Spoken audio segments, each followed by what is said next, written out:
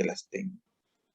El croup es una enfermedad principalmente viral. Es causada principalmente por el virus sincitial respiratorio. Se da en el 75% de los casos causada por virus sincitial respiratorio.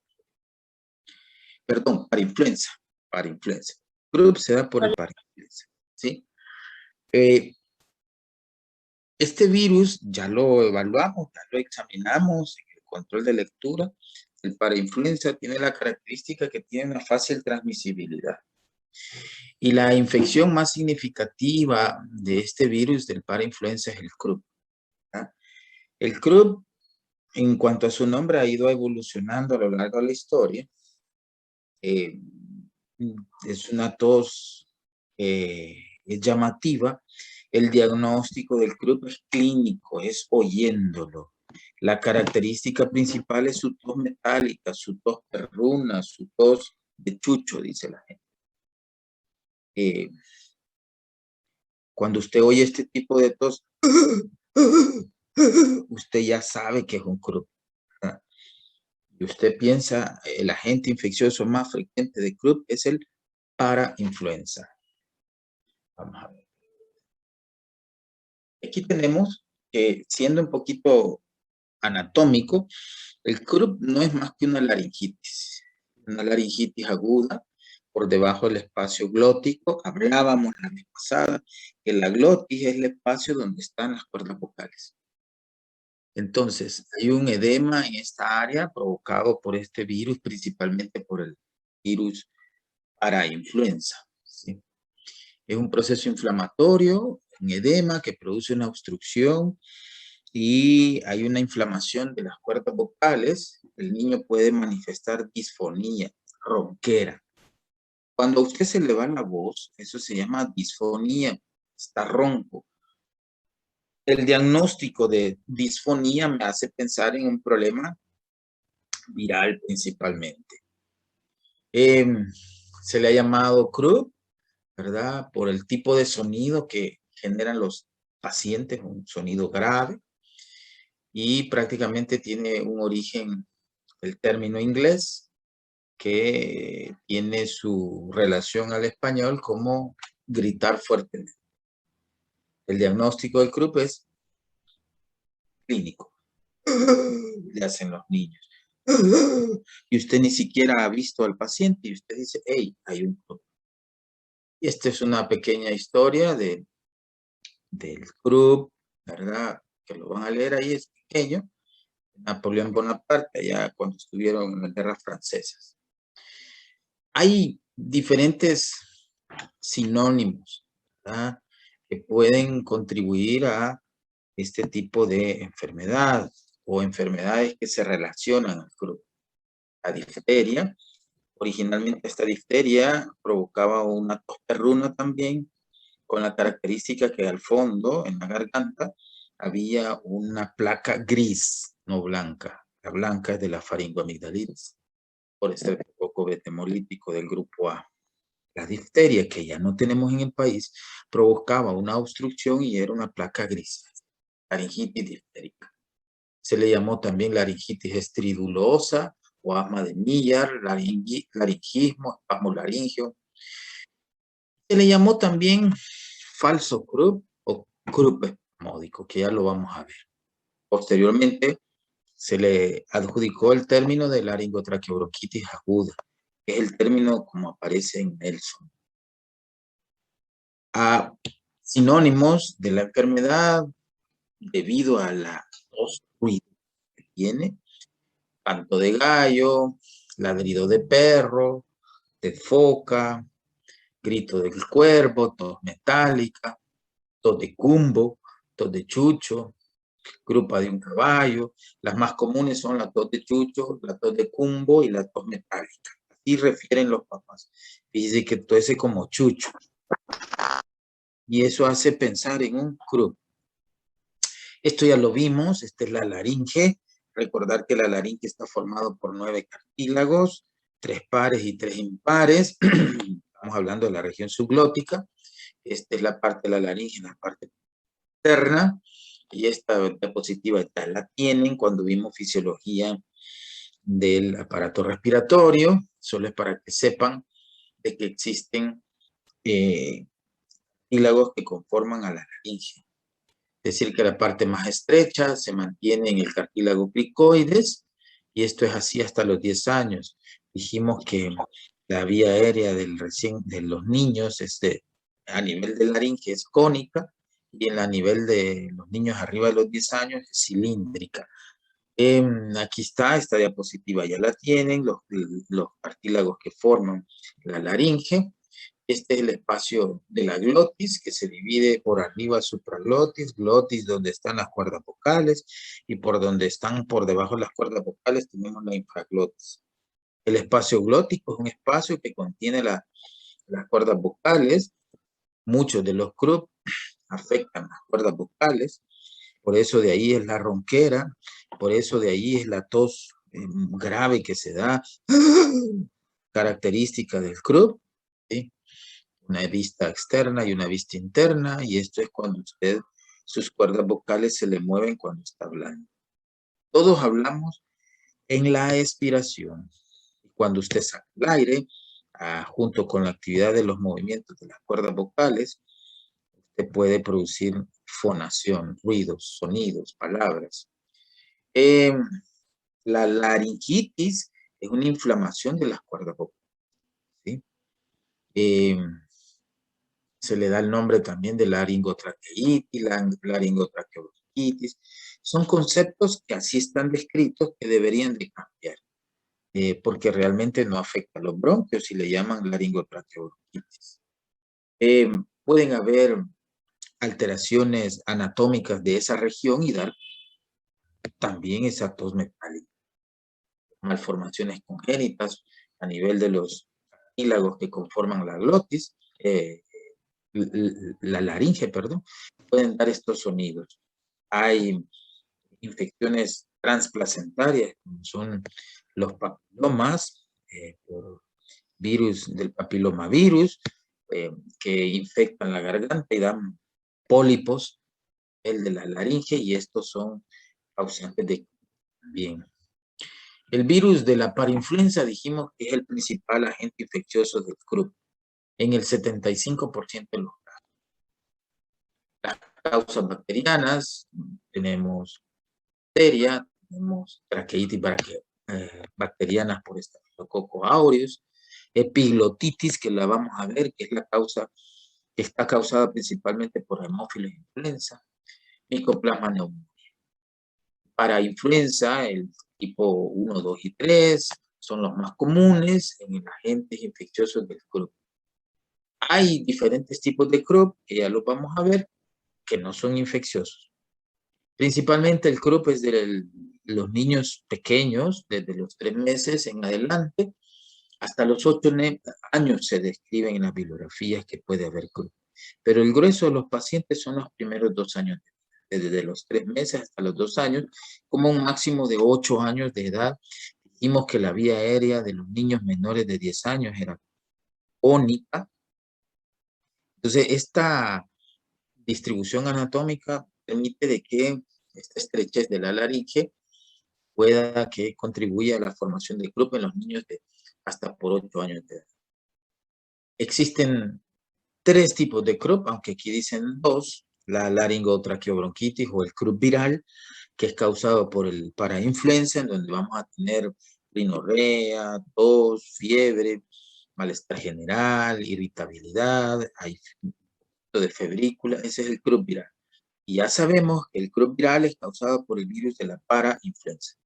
Tenemos el CRUP espasmódico, el CRUP alérgico o el falso CRUP, así le llaman, falso CRUP. Que no es que sea falso, pero estaba en relación al CRUP causado por sarampión o por difteria, el cual era el verdadero CRUP. Este CRUP espasmódico es más un cambio de temperaturas, se duerme bien y en la noche está con esta tos laringea. Laringotraqueitis, la característica clínica es el estridor, ¿verdad? El estridor es un ruido inspiratorio, yo le llamo que el estridor es el I del chambroso, ¿verdad? En donde usted le dan un chambre Y usted dice, y empieza a decir el y ese I inspiratorio es el estridor. Cuando usted oiga el ese estamos hablando de un estridor que es inspiratorio, y lo que a mí, la analogía que yo hago es cuando usted se sorprende y dice el I en forma prolongada, y ese es estridor.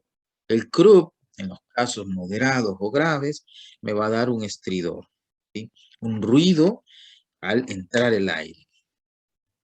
Comienza como una infección respiratoria, el crup viral, que ya dijimos que pueden haber síntomas de rinorrea, mosquitos, tos, fiebre pequeña y el estridor a predominio inspiratorio. Hay disfonía o afonía y dificultad para respirar. Esta inflamación a nivel de la laringe, porque dijimos que el crup está catalogado como una laringitis, nos va a producir una inflamación de las cuerdas vocales, y estas cuerdas vocales inflamadas va a dar dificultad para hablar. Un edema de la mucosa, la submucosa, y esto hace que aparezcan los síntomas característicos del crup, como es la tos cruposa, metálica, o crup de chucho, y el estridor, que son dos características bien peculiares del crup. El crup espasmódico o el falso crup es aquel que no es el viral y que se asocia a veces a cambios de temperatura o procesos alérgicos, ¿verdad? Es de característica autolimitada, aunque el tratamiento es similar al crup viral. Tenemos las causas del crup espasmódico, es el crup alérgicas, psicógenas en algunos niños, maltratos, etc. Estos crup espasmódicos o falsos crup se dan por la noche, el niño ha pasado todo el día bien y en la noche empieza como está todo, se levanta, la mamá dice que se está a ahogar, que no puede respirar, y cuando usted oye el usted dice, este es un crup. Ojo, hay que ir a buscar el estridor. El estridor me está diciendo obstrucción de la vía aérea. El hallazgo de la obstrucción de la vía aérea se llama estridor. La I del chambroso. Diagnóstico es clínico, no se necesita nada de laboratorio para poder hacer el diagnóstico. Diagnósticos diferenciales, crup diftérico, que ya no lo vemos, el verdadero crup, traqueitis por estafilococos aureus, crup por sarampión, que ya no lo vemos tampoco porque ya no hay, cuerpos extraños, abscesos retrofaringios o periamigdalitis. Y dentro de esos también está la epiglotitis, ¿sí? La tríada clásica es el estridor, que ya lo dije. El estridor es igual a obstrucción de la vía aérea, ¿sí? Cuando usted vea a un niño con estridor, piense que tiene crup o se ha tragado algo. Hay tosperruna y dificultad respiratoria es la tercera. Estridor, tosperruna y dificultad respiratoria. Existe una regla mnemotécnica, la de las 4D, que ya lo vamos a ver para hacer diagnóstico. Hay tablas de evaluación del crup, está la tabla de Westley y la tabla de Townsend para clasificar al paciente. La tabla de Townsend, algunos la usan más que Westley o a la inversa. Lo cierto es que usted debe saber que Westley y Townsend se utilizan para hacer una evaluación del crup. Evalúa el estridor, que ya dijimos que es importante, la dificultad respiratoria manifestada en forma de tirajes, si hay una buena entrada de aire, ventilación, cianosis y el estado de conciencia. Son 5 parámetros: estridor, cianosis, tirajes, nivel de conciencia y la entrada de aire o ventilación. Westley es muy parecido a Townsend. Aquí tiene los mismos parámetros: estridor, entrada de aire, allá le llamaban cianosis, aquí le llaman color, retracciones es igual a tirajes, y el estado de conciencia. Si usted se fija en las dos escalas, son los mismos parámetros, solo que uno es Townsend y la otra es Westley. Clasifica en base al puntaje adquirido, ¿sí? Un crup grave puede ser inclusive causa de ventilación mecánica. Y este es el signo de radiológico del CRUB es una inflamación de la laringe que compromete las cuerdas vocales y vemos el signo de la aguja, el signo del reloj de arena, el signo de la campana, el signo del lápiz invertido, el signo de la punta del lápiz, etcétera, etcétera. La moraleja es que usted va a ver una puntita aquí, como ve, ¿sí? Un CRUB en donde la vía aérea está estrechada, en donde la glotis, sea infraglotis o glotis, está disminuido el calibre. Aquí tenemos otras causas de obstrucción a la vía aérea. El hallazgo clínico de una obstrucción de la vía aérea superior es el estridor. A esto se le llaman OVAS, obstrucción de la vía aérea superior, OVAS, estridor. Tratamiento, pues no me interesa, budesonida, se da una dosis de 2 miligramos, dosis de nebulización, adrenalina, que se utiliza para los casos moderados, severos, en donde vamos a utilizar 3 ampollas o 5 ampollas según sea el caso. Es una emergencia porque hay una obstrucción de la vía aérea. Y la dexametasona, que la utilizamos a dosis de 0.6 miligramos por kilo o 0.15 miligramos por kilo, según sea la referencia. No me interesa tratamiento, sino más bien que sepan cómo es la clínica y cómo es la causante del epiglotitis. Es otra causa de estridor, ¿verdad? El estridor dijimos que es una obstrucción de la vía aérea superior, es una inflamación, perdón, una infección que ya va en desaparecimiento, porque gracias a la vacuna de la hemófilos influenza, la infección ha disminuido. Habré visto unos 2, 3 tipos de epiglotitis, y que son poco ya frecuentes. Hará unos 35 años, espero un pan de cada día. Afectaba principalmente a los niños. El 90% de las epiglotitis es causada por el hemófilos influenza. Allá dijimos en el CRUB que es causado por el parainfluenza. Hay otras causas bacterianas, hemófilos influenza, estafilococo aureus, streptococo pneumoniae, streptococo diógenes, Klebsiella virus y otros. Los signos de evaluación del CRUB es también una obstrucción a la vía aérea. Es decir, va a haber estridor. Estos niños adquieren una posición de trípode, es decir, son niños pequeños en donde están sentados, abren sus piernas y tiran su tronco hacia adelante, como una forma de poder mejorar su respiración, como que están olfateando. Esto es una emergencia, una epiglotitis, porque el problema es que la epiglotis, donde está el problema, puede producir un laringoespasmo, es decir, cierra la laringe, no entra aire y empieza las complicaciones. El recurso mnemotímico de las 4D es la epiglotitis, en donde tenemos disfagia, disfonía, disnegia y descialorrea. Vamos a usar el término en inglés, el drooling. Estas 4D hacen pensar en grupo. Esto es una forma rápida de poder reconocer un niño que está babeando, que está ronco, que está cansado y que duele para tragar o tiene dificultad para tragar. Usted piensa en una epilotitis. Esto agreguémosle la presencia de estridor. ¿Por qué? Porque hay una obstrucción a la vía aérea superior. Vamos a encontrar un paciente metido agudamente. Hay que tratar la manera de no estimular la vía aérea. En estos pacientes no se recomiendan ver la boca con bajalenguas. Solo el hecho de introducir un bajalengua en la boca provoca laringoespasmo, es decir, se cierra la laringe y no entra aire y empieza la cianosis y el paro. Hay que ir a ventilar a estos niños y como la glotis está cerrada, hay que hacer cricotireoidectomías de emergencia.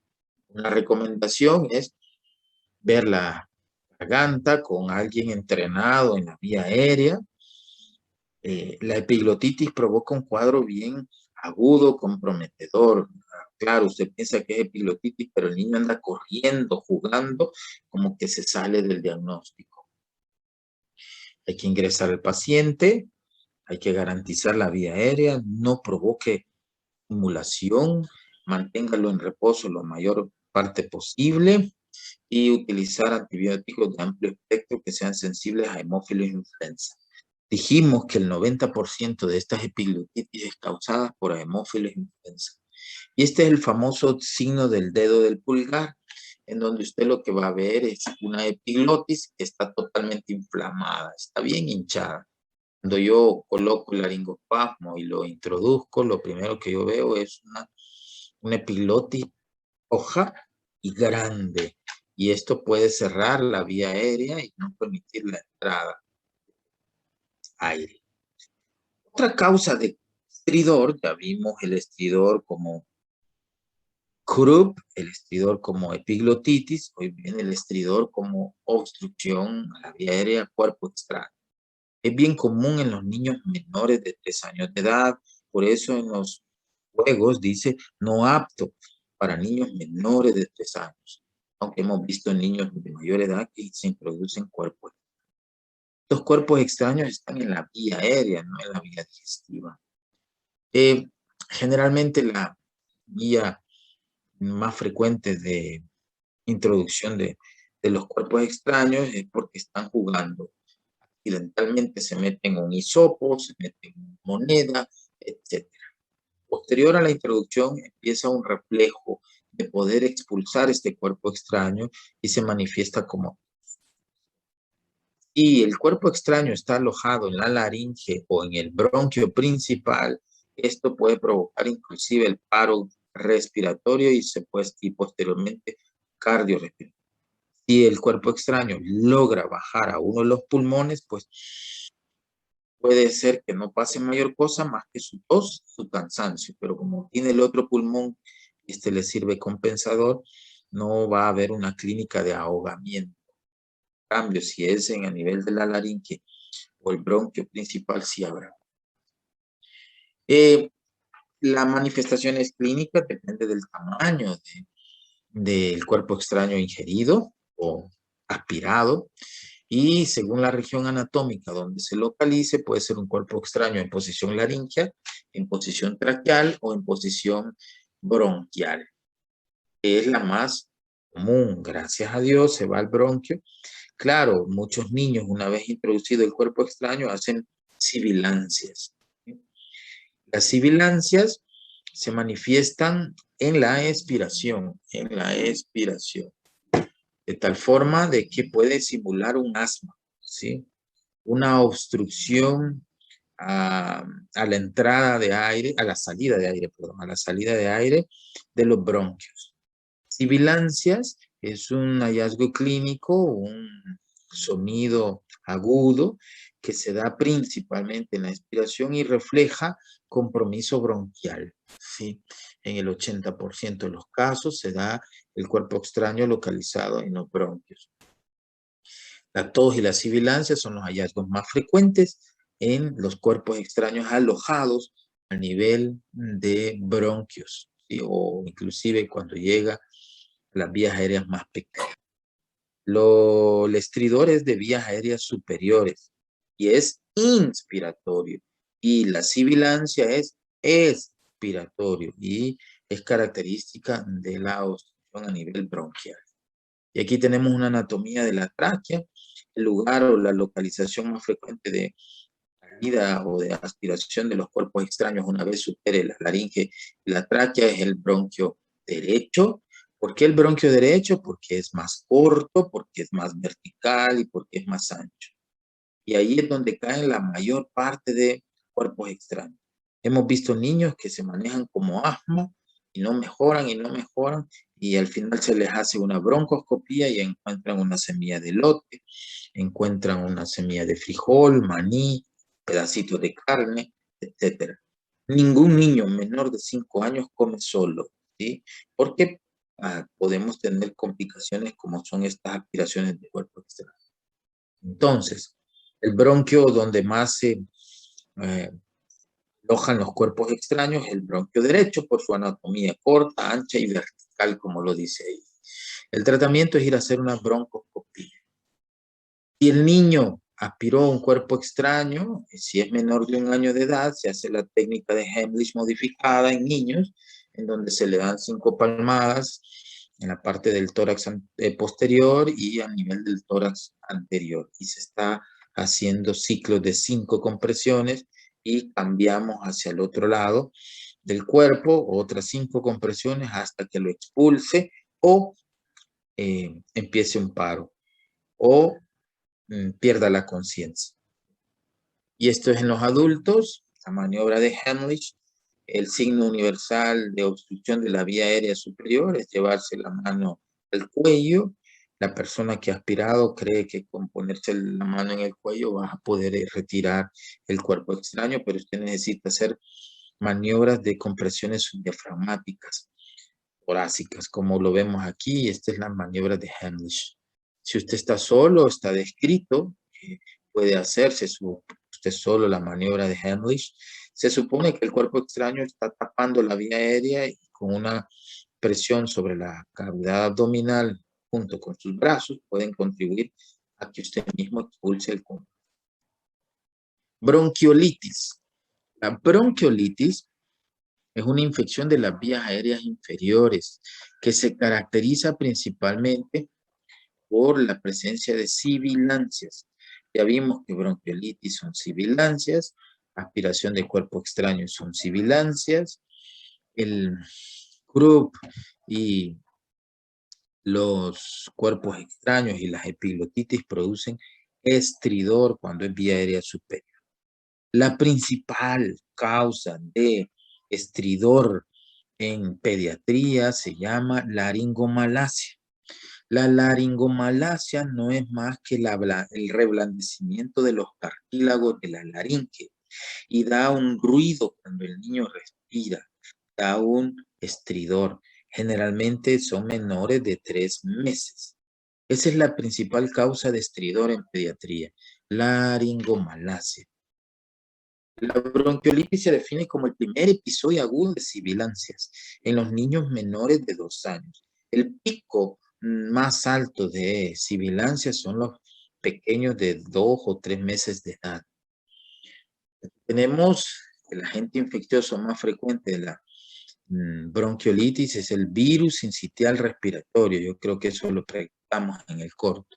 El virus sincitial respiratorio se aloja en los bronquiolos de pequeño calibre, en los bronquiolos, por eso se le llama bronquiolitis, donde va a haber una inflamación, un daño a nivel de la mucosa del bronquiolo, y esto simula un broncoespasmo y va a dar sibilancia, que es la característica clínica de una bronquiolitis. Probablemente hayan estertores, crepitantes, pequeños, pero el hallazgo clínico más significativo es la sibilancia.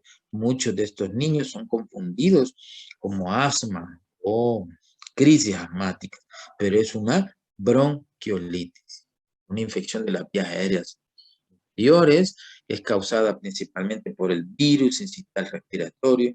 En segundo lugar, tenemos a los rinovirus, que también vimos en la lectura del control de lectura, este microorganismo provoca principalmente a los niños menores de 2 años, con un punto bien alto, el acné, entre los 2 o 3 meses de edad.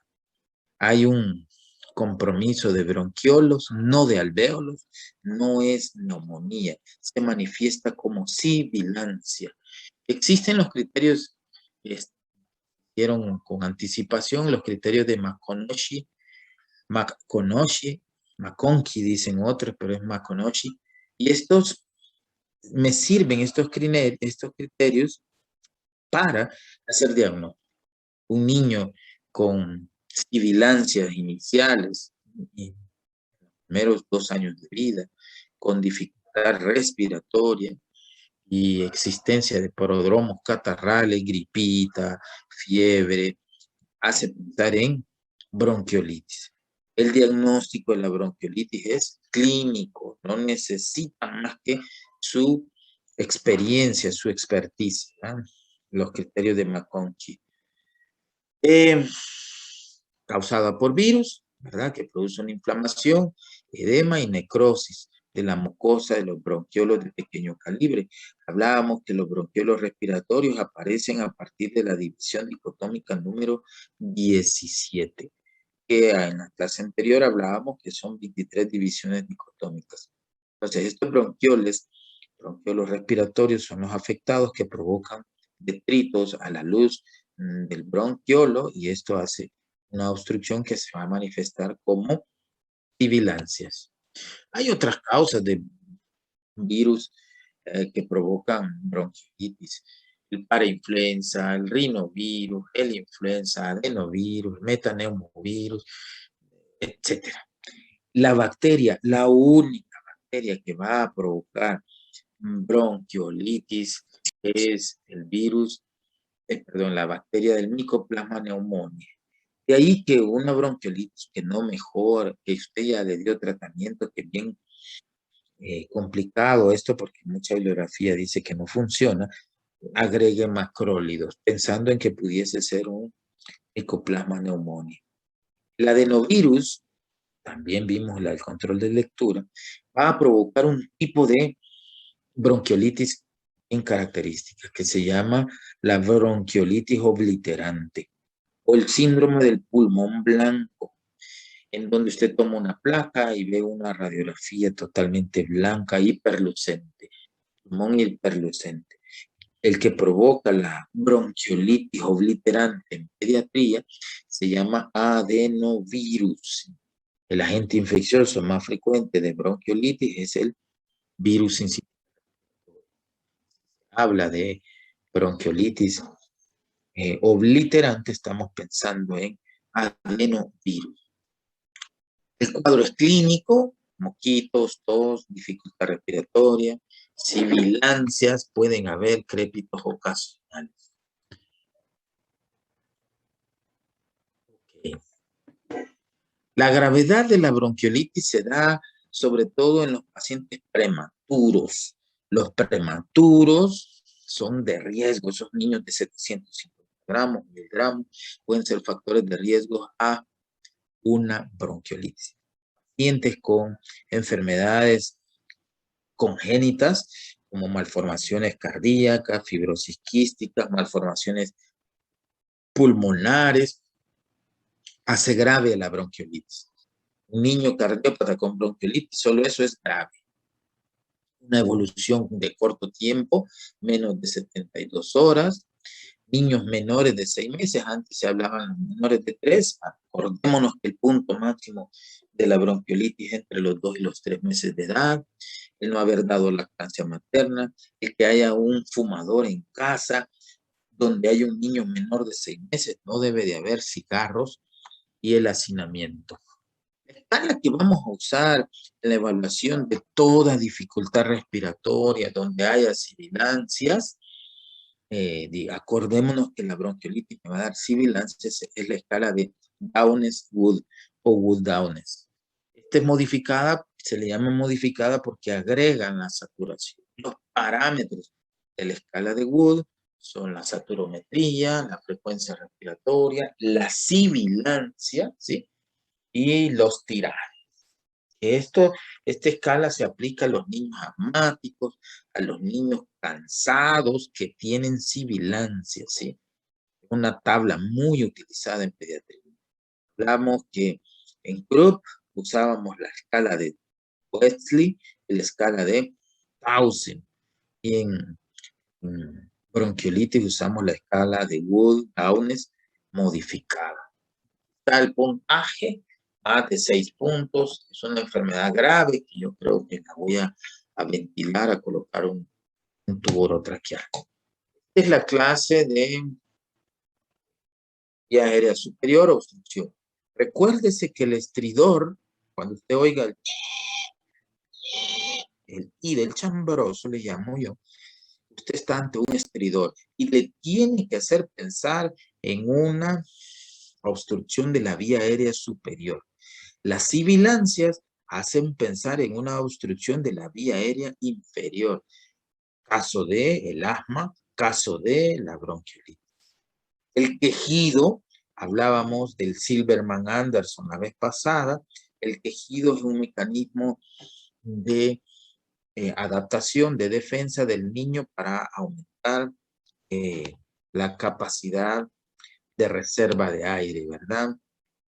La capacidad residual funcional para mantener el alvéolo abierto. Y ese quejido es expiratorio.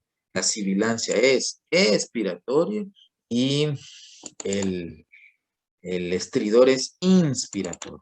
Vamos a dar esta otra clase, esta va a ser rápido.